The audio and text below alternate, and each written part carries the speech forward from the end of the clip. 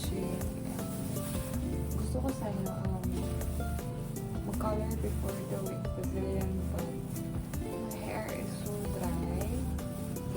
And hindi siya straight. Though, diba may technique na dapat hindi ka maligo. For how many days before bleaching your hair has to protect your hair. But I think it's not working anymore. Kasi yun yung ginagawa ko pag happy siya sa yung ginagawa ko pag nag-reach ako. But now,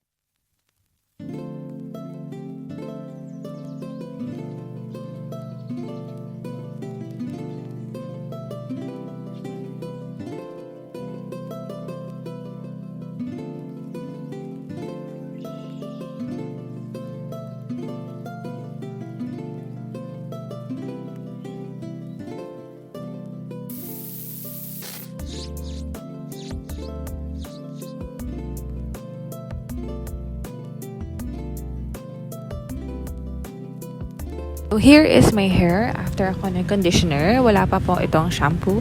Tapos, meron pa itong straight kapag nag-shampoo na talaga ako. So, as you can see, yung healthy na ng hair ko. Hindi talaga siya dry. As in, super flowy niya sa personal. I'm so happy with the results.